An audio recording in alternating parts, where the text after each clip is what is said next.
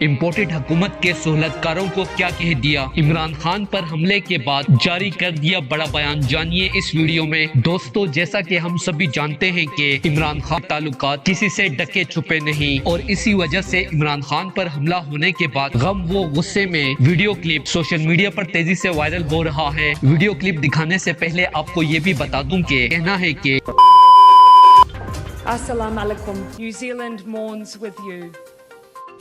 The Prophet Muhammad sallallahu alaihi wasallam said, "The believers in their mutual kindness, compassion, and sympathy are just like one body.